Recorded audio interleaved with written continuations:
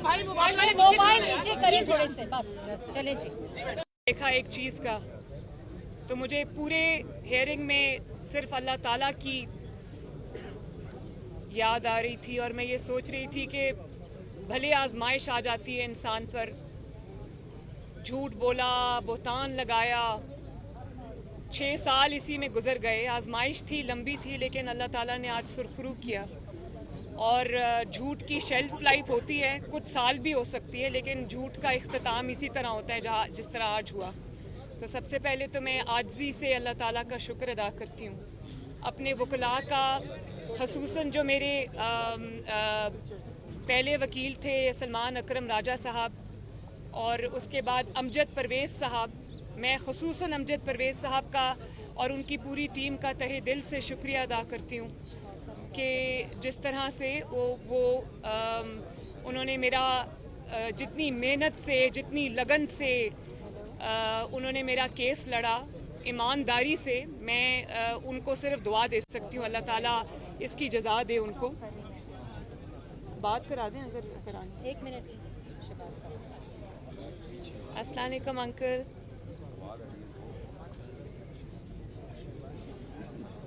जी मैं इस वक्त प्रेस टॉक कर रही हूँ जी। बहुत शुक्रिया आपका uncle, thank you uncle ji, thank you very much uncle. आपको भी मुबारक हो जी, thank you ji, Allah Hafiz ji, thank you. और मैं मियाँ साहब को अभी ये कह रही थी कि भले आप पे आजमाइश आई, 6 साल 7 साल हो गए, आपको एक झूठ का सामना करना पड़ा। अल्लाह ताला ने उस आजमाइश में भी आपको साबित कदमी दी, और आज अल्लाह ताला ने जब आपको सुरखरू करके निकाला है तो पहले से ज़्यादा इज्जत दे के निकाला है। मेरा ये नहीं ख्याल कि पाकिस्तान की तारीख़ में कोई भी ऐसा सियासी लीडर आया है जिसका इतना कड़ा एहतसाब हो, जिसके ऊपर इतनी बड़ी मुश्किलात के पहाड़ टूटे हों। कोई सियासी लीडर इस किस्म के एहतसाब से नहीं गुजरा, और कोई सियासी लीडर इस तरह से सुरखरू नहीं हुआ जिस तरह से सुरखरू आज नवाज शरीफ साहब को अल्लाह ताला ने किया।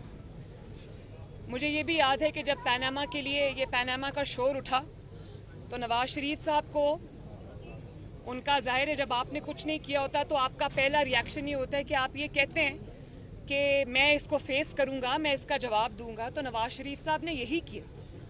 उनके जो रुफ़क़ा हैं, उनके दोस्त हैं, उनके चाहने वाले, उन्होंने उनको ये कहा कि ये कोई लीगल मुकदमा नहीं है, ये कोई कानून की बात नहीं है, आपको ये सज़ा के लिए पूरा ट्रैप सेट किया जा रहा है। तो आप इस मुकदमे में आप इस मुकदमे में ना पेश हों, आप अपना जो भी आपको हासिल है, जो भी इम्यूनिटी आपको मिलती है वो आप ले लें, और आप ये ना करें, क्योंकि इनका ये मकसद आपको सज़ा देना है।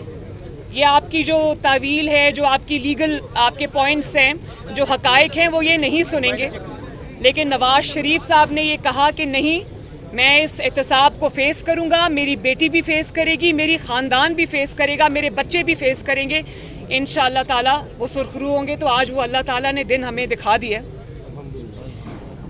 लेकिन अब ये भी देखें आप कि जिस शख्स ने ये इल्ज़ाम लगाया नवाज शरीफ साहब के ऊपर, जिसने झूठ बोला, जिसने बोहतान लगाया, जिसने पूरी अपनी 25-30 साल सियासत नवाज शरीफ के ऊपर बेस करके की, आज मैं उस शख्स का चेहरा देखना चाहती हूँ। वो आज क्या सोचता होगा, आज उसके पास कहने को क्या है। इस केस के मुतालिक जो इसके हकायक है, मेरी ज़बान पे ताला लगा रहा, क्योंकि केस अदालतों में था, जजेस के सामने था, तो मैं उस पर ज़्यादा गुफ्तगू नहीं की मैंने। लेकिन अब क्योंकि अल्लाह ताला ने सुरखरू किया, आज फ़ैसला आया, अब मैं इसके ऊपर डिटेल्ड एक प्रेस कॉन्फ्रेंस जो है वो मैं ज़रूर करूँगी 1-2 दिनों में। लेकिन देखें, मैं आज उससे ज़रूर ये पूछना चाहूँगी कि अल्लाह ताला ने तुम्हें नाकाम भी किया, तुम्हें झूठा भी साबित किया, तुम्हें साजिशी भी साबित किया, अब तुम क्या करोगे? तुम जितनी चाहे झूठी तावीलें लेकर आओ, लेकिन हकीकत यह है कि तुम नाकाम हुए हो और नवाज शरीफ को अल्लाह ताला ने सुरखरू किया। और इंशाअल्लाह ताला اللہ تعالیٰ وہ دن بھی لائے گا. آپ ڈار صاحب کو دیکھ لیں. ڈار صاحب جس پرائم منسٹر کے جہاز پہ گئے تھے, اللہ تعالیٰ اسی پرائم منسٹر کے جہاز پہ ان کو لے کے آیا. جنہوں نے ان پر الزام لگایا انہی کے صدر نے ان سے اوتھ لیا, اور آج وہ پوری آب و تاب کے ساتھ وزیر خزانہ, اللہ تعالیٰ نے ان کو ایک بار پھر پاکستان کی خدمت کا موقع دیا. تو اسی طرح انشاءاللہ بہت جلد اب نواز شریف صاحب بھی واپس آئیں گے. تو اس کے اوپر جو عمران خان کو یہی کہنا چاہوں گی کہ تم ایک بے بس شخص ہو. آج تمہیں جواب دینا پڑے گا کہ تم نے یہ بہتان کیوں باندھے, تم نے جھوٹ کیوں بولا, تم نے جھوٹ کے اوپر اپنی سیاست کیوں کی, اور آج تم جواب دو نہ دو, تاریخ تم سے یہ جواب انشاءاللہ لے کر رہے گی. اب آپ آ جائیں وہ جو کل لیکس سامنے آئی ہیں. مریم, پہلے مقدمے کے حوالے سے ایک سوال لے لیں کہ یہ مقدمہ پاناما والا یہ عمران خان نے آپ کے خلاف نہیں بنایا تھا, اور جس دور میں بنا تھا وہ آپ بھی جانتی ہیں, اور اسٹیبلشمنٹ اس کے پیچھے تھی. تو آپ نہیں سمجھتی کہ اس میں صرف عمران خان قصوروار نہیں ہے, اسٹیبلشمنٹ بھی قصوروار ہے؟ اس کا بینیفیشری کون ہے؟ اس کا بینیفیشری کون ہے؟ تو سازشی کون؟ نواز شریف صاحب کو ہٹا کر جو آج سازشی ہے نا, وہ بھی کہیں دور بیٹھا ہوا ہے.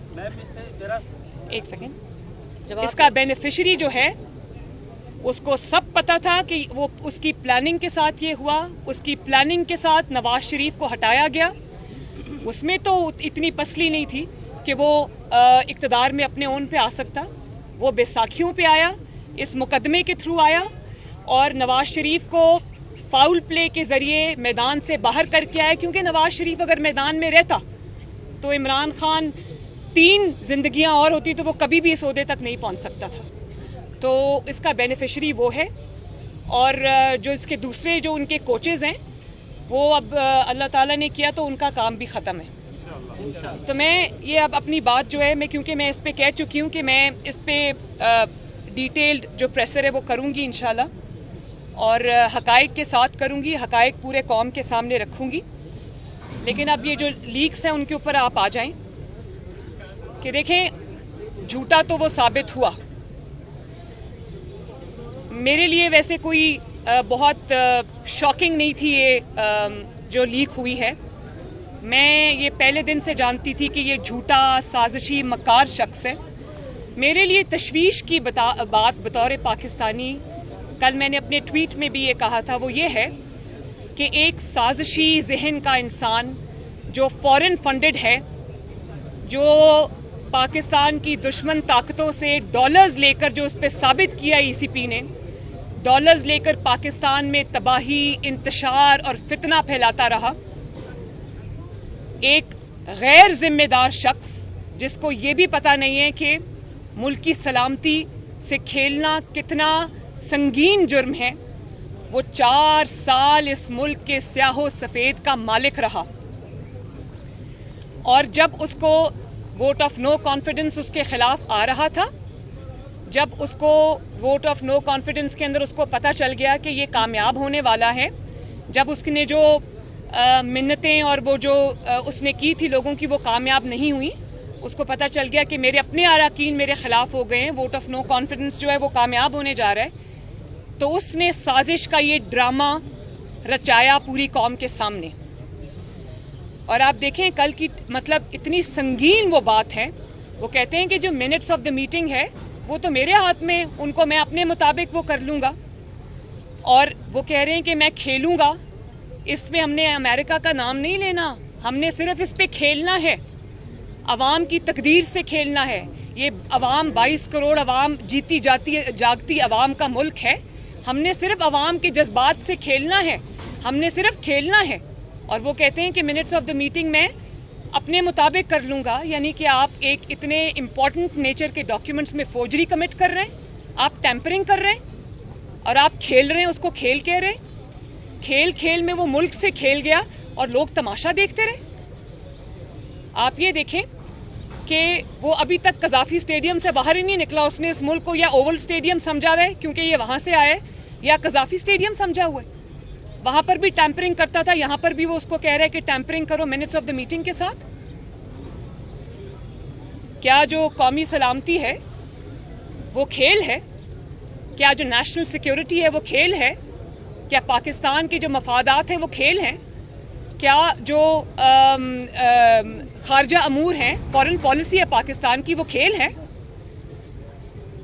اور آپ یہ دیکھیں کہ وہ اپنی پوری جو اس کو اقتدار چھوڑ کے اس کو لگ رہا تھا کہ میں جا رہا ہوں، اس نے جال سازی کی، مکاری کی، سازش کا پورا ڈرامہ کریٹ کیا، اور کہتا ہے امریکہ کا نام نہیں لینا، لوگوں کو کہتا ہے غلامی سے، زنجیروں سے آزاد ہو جاؤ، آزادی کے بھاشن دیتا ہے، اور نام پوچھو اگر کسی کا تو ABC پڑھتا ہے، XYZ کہتا ہے، اور کہتا ہے امریکہ کا نام نہیں لینا، صرف اس پہ کھیلنا ہے۔ تو یہ ایک پیٹرن ہے۔ آپ یہ دیکھیں کہ جو انسان کس طرح یہ جو پاناما والی سازش کے تھرو اقتدار میں آیا، RTS بٹھایا اپنے اقتدار کی خاطر، اس کے بعد فورن فنڈنگ لی غیر ملکی قوتوں سے، اس سے ملک کو ڈی سٹیبلائز کیا، پتہ نہیں وہ پیسے کہاں کہاں استعمال ہوئے، اس سے ملک کو ڈی سٹیبلائز کیا۔ اور اس کے بعد آپ پیٹرن دیکھیں کہ کیا کہہ رہے ہیں، جب IMF کی یہ جو ڈیل کی بات ہو رہی تھی، IMF نے جب پیسے دینے تھے، ابھی پہلی ٹرانچ نہیں آئی تھی، تو آپ نے سب نے وہ سنی جو آڈیو تھی جس میں شوکت ترین صاحب یہ کہہ رہے تھے کہ یہ خط لکھ دو تاکہ پاکستان کو پیسے نہ ملے۔ پہلے آپ نے IMF کے ساتھ معاہدہ کیا، اس میں پاکستان کو گروی رکھ دیا، اس کے بعد جاتے جاتے اس معاہدے کو فلاؤٹ کر گئے، اور پھر آپ کے اندر اتنی ہمت ہے کہ آپ اتنی بڑی غداری کر رہے ہیں کہ اپنے لوگوں کو کہہ رہے ہیں فون کر کے خط لکھو کہ پاکستان کو پیسے نہ ملے۔ آپ کو یہ پتہ ہے کہ پاکستان کو اگر یہ پیسے نہ ملتے تو پاکستان ڈیفالٹ کر جاتا، پاکستان کے کروڑوں عوام بھوکے مر جاتے۔ اس قسم کے شخص کی ذہنیت پہ انسان کیا بات کرے سوائے حیرانی کے۔ اور آپ یہ دیکھیں کہ اس سازش کی بیس پر جو اس نے اعظم خان کے ساتھ بیٹھ کے پرائم منسٹرز آفس میں گھڑی، پرائم منسٹر کے اوتھ کو وائلیٹ کیا۔ پرائم منسٹر کا اوتھ کیا کہتا ہے؟ وہ اور بات ہے کہ ان کو اوتھ بھی پڑھنا نہیں آیا، کاغذ سے دیکھ کے بھی پڑھنا نہیں آیا، اینک لگا کے بھی پڑھنا نہیں آیا، تو اپنے اوتھ کو آپ نے وائلیٹ کیا، آپ نے پاکستان کے اور پاکستان کی سیکیورٹی کے انٹرسٹ کے خلاف اپنے آفس میں بیٹھ کر سازش کی۔ اور کس چیز پہ؟ وہ جال سازی کی بیس پر وہ سازش آپ نے کی، اور اسی جال سازی کی بیس پر آپ نے پاکستان کے اداروں کو تنقید کا نشانہ بنایا، پاکستان کے اداروں کو آپ نے کنٹروورسیز میں پھینکا، دھکیلا، اور آپ کا چیف آف سٹاف ARY پہ بیٹھ کر ایک خط پڑھتا ہے، ریٹن ایک لیٹر پڑھتا ہے جس میں وہ فوج کے اندر جو ہے وہ ڈویژن کریٹ کرنے کی کھلے عام بات کرتا ہے۔ اور یہ آپ نے اسی سازش کی بیس پر، اسی جال سازی کی بیس پر، اسی ٹیمپرنگ کی بیس پر آپ نے کیا کیا؟ آپ نے افواج پاکستان پر حملے کیے، آپ نے شہداء پر حملے کیے، آپ نے ECP کو کنٹروورشل بنا دیا، آپ نے سیاسی اداروں پہ حملے کیے، آپ نے سیاسی جماعتوں کے اوپر حملے کیے، آپ نے پاکستان کی سالمیت پہ حملے کیے، اور کس چیز کی بیس پر؟ شیطانی دماغ کے اختراع کی بیس کے اوپر۔ اور پھر دیکھیں فرق، دیکھیں آپ ذرا کہ آپ مطلب بیوی بھی یہی کہہ رہی ہے، وہ پیرنی صاحبہ بھی یہ کہہ رہی ہے، ارسلان بیٹا جو اگر ہم پہ تنقید کرے اس کو آپ غداری سے لنک کر دو۔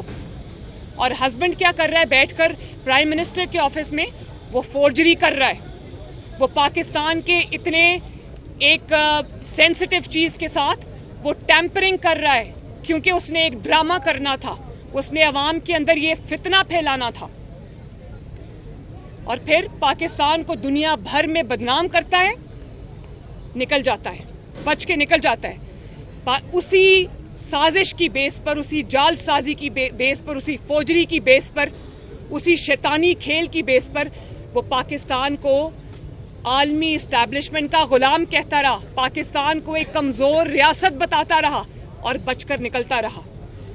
دوست ممالک کو اور یونائٹڈ نیشنز کو پاکستان کے خلاف خط لکھ کر اس میں زہر اگلتا رہا۔ کس چیز کی بیس پر؟ اس جال سازی کی بیس پر جو اس نے اعظم خان کے ساتھ بیٹھ کے پرائم منسٹرز آفس میں کی۔ عوام کو بغاوت پہ اکساتا رہا۔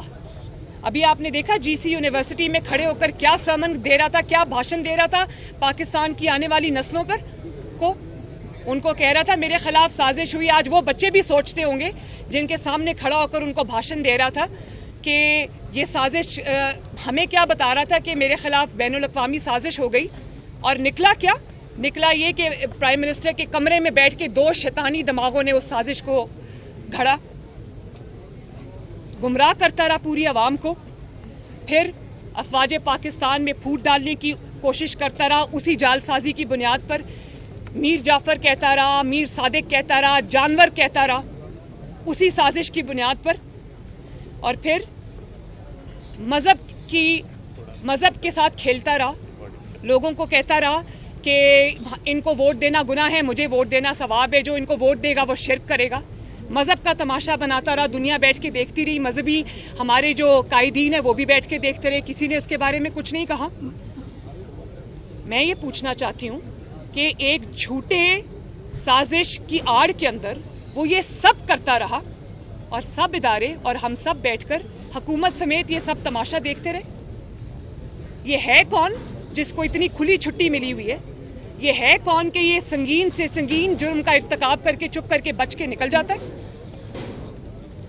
مریم تیری جرأت کو، مریم تیری جرأت کو۔ میں حکومت نے ایک JIT بنائی ہے، میں سمجھتی ہوں کہ جس طرح پیناما میں JIT نے روز کی بنیاد پر کام کیا تھا، اسی طرح ہائی پاور JIT بنائی جائے۔ یہ سنگین مسئلہ ہے، ان کو ذرا پلیز چپ کرائیں، بات کرنے دیں جی پلیز۔ یہ اس سے زیادہ سنگین نوعیت کا جرم کبھی کسی پرائم منسٹر آف پاکستان نے، میں کہتی ہوں کرنا تو دور کی بات ہے، کوئی سوچ بھی نہیں سکتا۔ ہائی پاور JIT بننی چاہیے جس کے اندر حکومت کے وزراء ہوں، جس کے اندر ISI کے ممبرز ہوں، جس کے اندر IB کے ممبرز ہوں، جس کے اندر لا منسٹری کے ممبرز ہوں، اور جس کے اندر FIA کے ممبرز ہوں، اور عمران خان، اعظم خان، شاہ محمود قریشی صاحب، اور جو سفیر تھے اس وقت کے کیا نام تھا ان کا، اسد مجید صاحب، ان سب کو بلا کے ان سے انویسٹیگیشن کی جائے کہ قوم کے ساتھ عمران خان نے اتنا گھنونا کھیل کس طرح کھیلا۔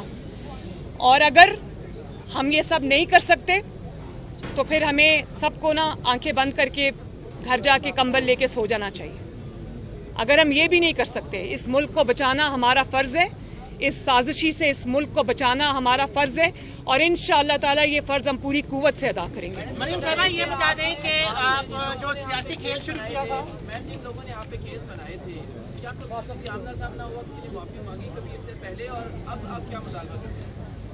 دیکھیں، مجھے کسی سے معافی منگوانے کی ضرورت نہیں ہے، ایز لانگ ایز جب وہ یہ سازش کر رہے تھے تو شاید وہ یہ بھول گئے تھے کہ وہ بہادر شاہ ظفر کا ایک بڑا اچھا شعر ہے جو میرا گائیڈنگ پرنسپل بھی ہے، اور وہ کہتے ہیں کہ ظفر آدمی اس کو نہ جانیے گا، وہ کتنا ہی صاحب فہم و ذکا، جسے عیش میں یاد خدا نہ رہی، جسے تیش میں خوف خدا نہ رہا۔ جب آپ کے پاس طاقت ہوتی ہے تو کچھ لوگوں کو جن کی ناکامی اللہ تعالیٰ کو منظور ہوتی ہے تو ان کی آنکھوں پہ پٹی بن جاتی ہے، اور وہ یہ سمجھتے ہیں کہ یہ جو طاقت ہے یہ ہمیشہ لاسٹ کرے گی۔ اسی طاقت کے نشے میں جب وہ یہ کام کرتے ہیں تو وہ یہ بھول جاتے ہیں کہ اللہ تعالیٰ کی ذات سب کچھ دیکھ رہی ہے، اور یہ شارٹ لیوڈ ہوتا ہے، آسمان کا نظام حرکت میں آتا ہے۔ آج مجھے ججز کی بڑی مہربانی، انہوں نے انصاف کیا، لیکن مجھے اس میں کوئی دو رائے نہیں ہے کہ یہ فیصلہ اللہ تعالیٰ کی طرف سے آیا ہے، آسمان کی طرف سے آیا ہے، اور جب اللہ کا حکم تھا یہ فیصلہ آ گیا۔ مجھے آج وہ نواز شریف صاحب نے جو انگلی اٹھا کے کہا تھا کہ میں اپنا معاملہ اللہ تعالیٰ پہ چھوڑتا ہوں، تو آج مجھے لگتا ہے کہ اللہ تعالیٰ نے ان کے ان الفاظ پہ ان کو سرخرو کیا۔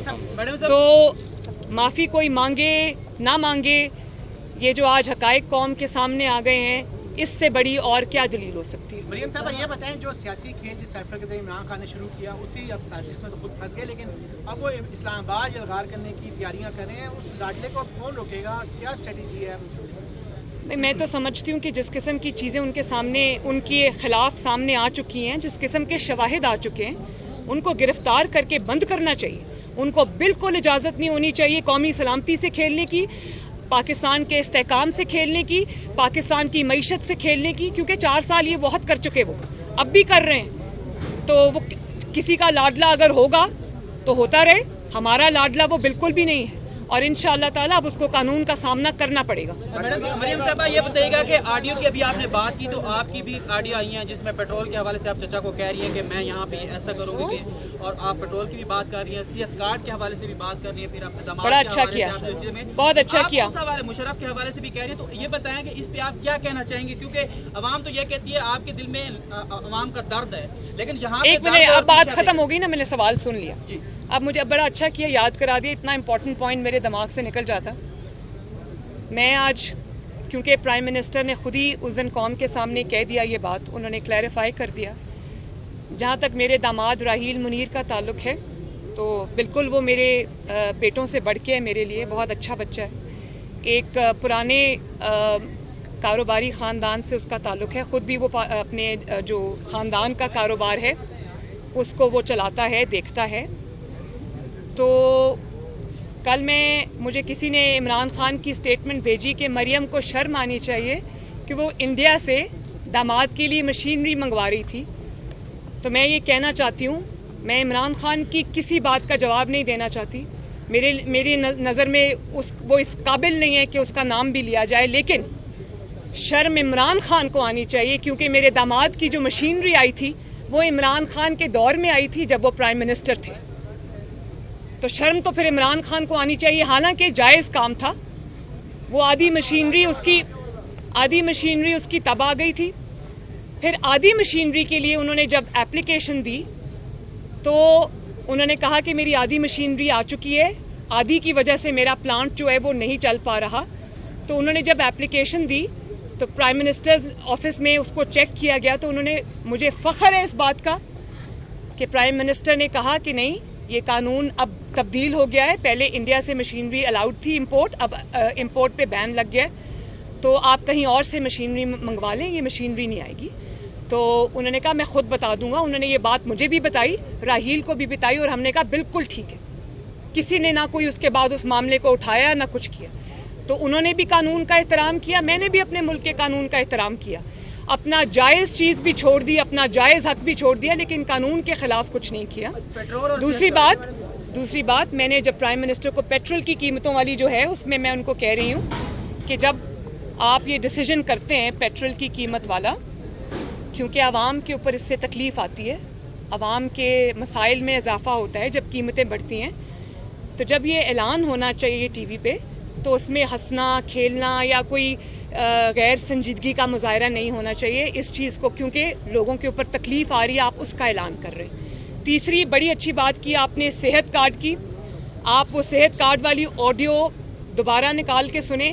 اول تو 5 میں سے 4 آڈیو ساری میرے بارے میں آئی ہیں. اپیرنٹلی یہ پرائم منسٹر ہاؤس کی لیکس ہیں, لیکن وہ ساری مریم نواز کے بارے میں ہیں. مجھے یہ پتہ ہے کہ یہ کہاں سے ہو رہا ہے.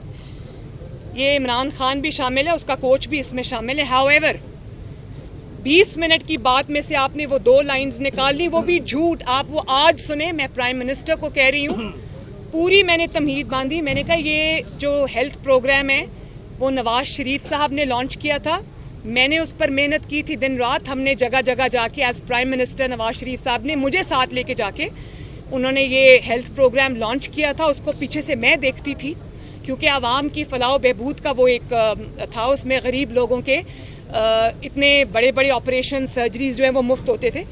تو میں نے کہا کہ یہ بڑے طریقے سے یہ شو کرتا ہے کہ جیسے ہیلتھ کارڈ اس نے کیا ہے. تو میں نے پرائم منسٹر کو کہا کہ آپ اس کو اون کریں. میں نے یہ کبھی نہیں کہا کہ آپ اس کو بند کریں. میں عمران خان نہیں ہوں کہ جب بائی الیکشنز آئے تو حمزہ نے جو 2000 یونٹ سے کم جن کی بجلی خرچ ہوتی تھی 200 یونٹ سے کم جن کی بجلی خرچ ہوتی تھی تو اس نے ان کے لیے بجلی فری کر دی. عمران نے کورٹ میں جا کے وہ بند کرا دیا. میں وہ نہیں ہوں. میں نے تو یہ ہیلتھ پروگرام بنایا ہے. تو میں نے پرائم منسٹر کو کہا آپ اس کو اون کریں. اور آپ نے کیسے اس لفظ کو اس چیز کو اس طرح سے آپ نے انٹرپریٹ کر لیا کہ میں نے کہا اس کو بند کریں. کیسے میں اس کو بند کرنے کا کہہ سکتی ہوں جبکہ مجھے پتا ہے کہ کروڑوں عوام اس سے فائدہ اٹھا رہے ہیں. آج ذرا دوبارہ گھر جا کے اس آڈیو کو ضرور سنیے گا.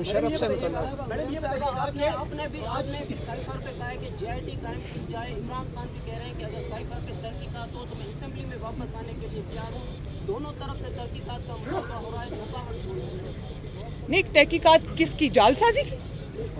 जालसाजी की तहकीकात नहीं होती, जालसाजी में तयन करके उसको सजा दी जाती है। तयन हो चुका है, वो अपने मुंह से मान रहा है कि मैंने इस पे खेलना है, मैंने नाम नहीं लेना, मिनट्स को हमने टैंपर करना है। इसके बाद अब एक मिनट, इसके बाद अब इन्वेस्टिगेशन कौन सी रह जाती है, इसके बाद सजा देनी बाकी है, वो उसका मैं इंतजार कर रहा हूँ।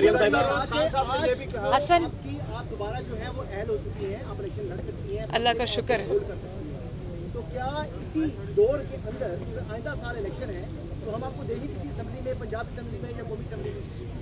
इंशाल्लाह ज़रूर देखेंगे। ये नवाज शरीफ साहब, शहबाज शरीफ साहब और मेरी पार्टी फैसला करेगी कि मुझे कौन सा इलेक्शन लड़ना है, कब लड़ना है।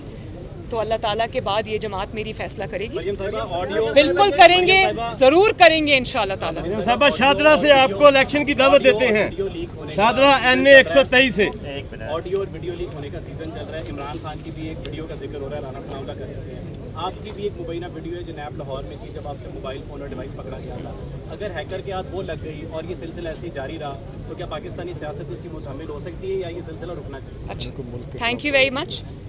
अगर मेरी वीडियो जो नैब में इन्होंने बनाई थी वो, और मैं रात को अपने नाइट सूट में थी, ये कमरे पे इन्होंने 12 बजे धावा बोला, 15-20 लोग थे और एक ने इसी तरह मोबाइल पकड़ा हुआ था, वो मेरी वीडियो बना रहा था। तो अगर तो वो ये मोबाइल वीडियो रिलीज़ करते हैं तो इससे ज़्यादा उनके लिए शर्म की और नामोशी की कोई बात नहीं है कि एक आप खातून जो कि आपके पास कैदी है, कैदियों के भी हकूक़ होते हैं, भले वो मासूम हो, उन्होंने कोई जुर्म ना किया हो, पॉलिटिकल कैदी, उसके भी कुछ हकूक़ होते हैं। आपने उसकी इजाज़त के बगैर आपने उसके कमरे पे रात को धावा बोला, आपने एक खातून की वीडियो बनाई और उसके बाद आप वो कहते हैं कि हम रिलीज़ करेंगे। करें रिलीज़, ज़रा दुनिया भी देखे कि आपने कैद में, जो मरियम नवाज़ ने अपने मुंह से आज तक नहीं कहा, क्योंकि मैं विक्टिम कार्ड प्ले नहीं करती, मैं औरत कार्ड प्ले नहीं करती। अच्छा है वीडियो रिलीज़ करें ताकि पूरी पाकिस्तान को और पूरी दुनिया को ये पता चले कि मरियम नवाज़ के साथ जेल में इन्होंने क्या किया। दूसरी बात जब वो वीडियो बन रही थी वो नैब का अपना दिया हुआ था, नैब ने खुद आपको दिया? जी, नैब के अपने लोगों ने मुझे घर पे बच्चों से बात करने के लिए वो ला के देते थे, बात कराते थे और ले जाते थे, लेकिन उनमें वो 1-2 शख्स शामिल थे, पूरे लोग नहीं थे। तो तभी तो वो उस पर चुप कर गए, वरना अगर मेरे से निकला होता तो उन्होंने कहना था कि ओहो ये हो गया वो हो गया।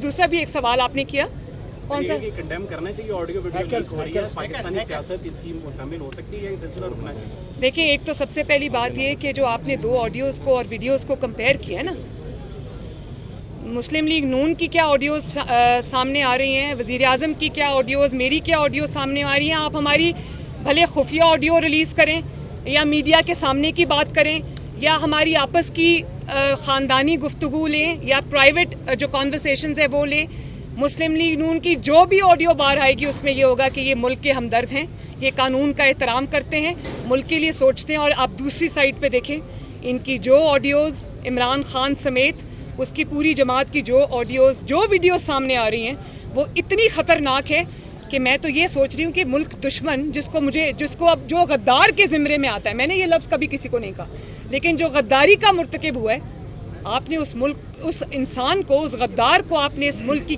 किस्मत से खेलने की इजाज़त दी। तो ऑडियोज़ में जो फ़र्क है वो पूरी कौम के सामने है। मुस्लिम लीग नून के लिए बड़ी इज्जत अफजाई की बात है। मैडम, हाई कोर्ट का जो आज का फैसला है, क्या उसके खिलाफ आपकी हुकूमत सुप्रीम कोर्ट में अपील करेगी? किस चीज़ की अपील? अपील तो नैब को करनी चाहिए कि हमारा मुकदमा पिट गया, मैं क्या अपील करूं भाई। और दूसरी नहीं एक मिनट, और दूसरी बात ये एक मिनट और दूसरी बात ये कि मैं 6-7 साल हो गए हैं मुझे अदालतों में धक्के खाते हुए, तो अभी आपका दिल नहीं भरा मतीउल्लाह जान साहब? बहुत बहुत शुक्रिया। इमरान खान साहब ने कहा आपसे वैसे मुलाकात ही नहीं हो पाती। एक ये बताइए, इमरान खान साहब ने कहा है कि कोई IT बेस्ड जो है कंपनी है जिसका फ्रंट पे टेलीविजन चैनल है, वो कायदा मोहतरमा एक फोटो दे।